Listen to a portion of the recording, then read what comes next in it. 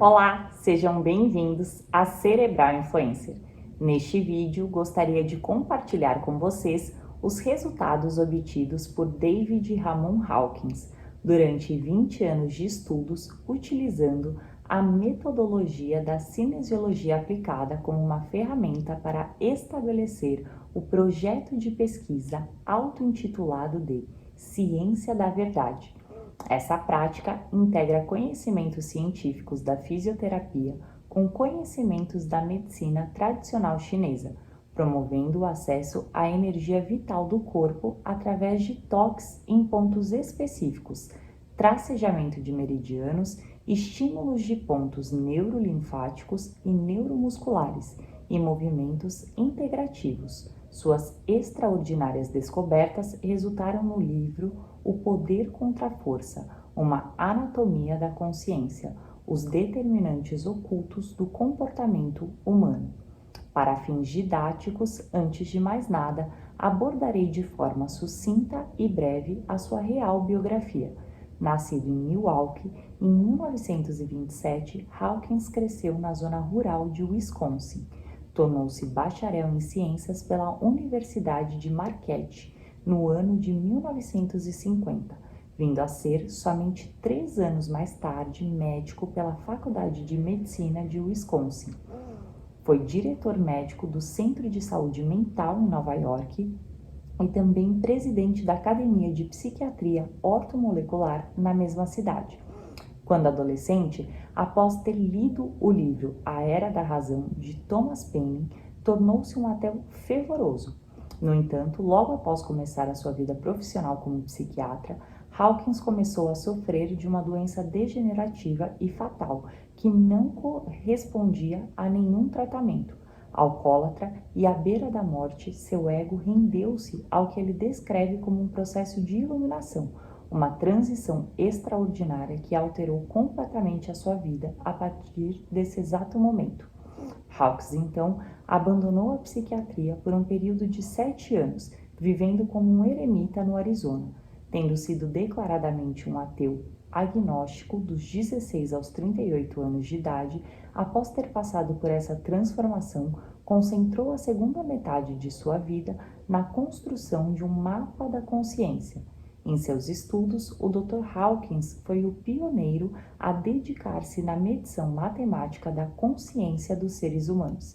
Seu objetivo último era extrair dados quantitativos relevantes sobre os níveis da consciência humana, e não meramente apenas trabalhar com simples dados quantitativos, como era de costume no paradigma científico vigente. Partindo deste intuito, realizou as suas pesquisas com auxílio da cinesiologia aplicada, buscando compreender a fundo as forças que atuam sobre o comportamento humano, almejando posteriormente ser capaz de manipulá-las em processos com a finalidade terapêutica. Relacionando, então, os níveis de consciência em uma estrutura de classificação com graus distintos, medidos em hertz, que podem ser demonstrados de forma visual através de um gráfico em forma de pirâmide invertida. Desta maneira, criou e ajustou um mapeamento completo da consciência humana, denominado de a escala de Hawkins da consciência. Em sua escala, o Dr. Hawkins associou os diferentes níveis de consciência com os valores chaves para a vida humana. Para tanto, utilizou como parâmetro a medição em hertz dos sentimentos, uma unidade utilizada na física para a medida da frequência expressa em termos de ciclos ou vibrações por segundos. Hawkins identificou e separou inicialmente a consciência em 3 níveis básicos: a consciência do medo, a consciência moral ética e a consciência espiritual. Por esses 3 níveis seriam possíveis as manifestações de todos os nossos sentimentos. De acordo com a escala proposta por Hawkins, temos a seguinte faixa de vibração para cada um dos sentimentos.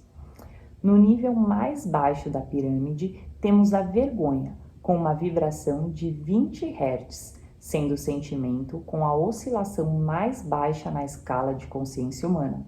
Dessa forma, o indivíduo envergonhado permanece completamente engessado e aprisionado, não realizando as suas escolhas. Com 30 Hz ou 30 ciclos de taxa de oscilação por segundo, temos o sentimento de culpa, determinante para uma consciência pouco criativa, com tendências à vitimização e projeções externalizadas de nossas próprias frustrações.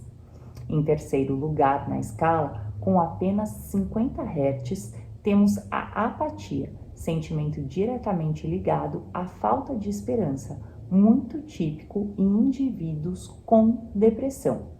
Em quarto, temos a tristeza, com um sentimento de insatisfação, frequentemente acompanhado de uma desvalorização existencial, com 75 Hz.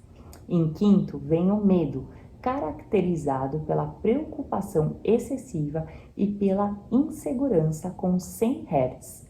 Com 125 Hz, temos o desejo, que pode ser personificado pelas nossas ambições materiais na vida, seguido pelo sentimento de raiva com 150 Hz e pelo orgulho com 175 Hz. E, como marco evolutivo inicial, temos a coragem com 200 Hz, sendo, sobretudo, a partir desse ponto que a consciência torna-se cada vez mais elevada.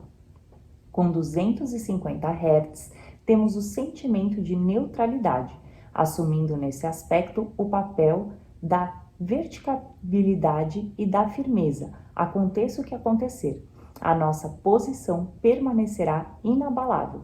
Após essa etapa, vem a disposição, com 310 Hz, sendo imperativo nesse momento a ação, a força de vontade e a disciplina. Em 12º lugar, temos a aceitação, com a frequência de 350 Hz, seguida pela razão, com 400 Hz, fase em que a contemplação da vida torna-se mais profunda, com uma maior conexão com todo o que existe. O amor, com 500 Hz, ocupa a 14ª posição na escala. Nessa frequência, o indivíduo passa a expressar o seu real propósito, disponibilizando os seus talentos individuais em prol da coletividade. Com uma vibração ainda mais sutil e elevada vem a alegria, com 540 Hz, um estado de consciência de total desapego que sobrepõe-se com mais leveza às dificuldades enfrentadas na vida. Em penúltimo lugar, temos a paz, com 600 Hz, um estado alcançado, segundo Hawkins, apenas por 1 em cada 10 milhões de pessoas. E, finalmente, em último lugar, chegamos à iluminação, em uma frequência superior a 700 Hz, ponto este em que o eu individual passa por um estado transcendental, unificando-se ao todo. E você, já conhecia essa escala? Então, venha pensar fora da caixinha. Inscreva-se em nossos canais. Muito obrigada!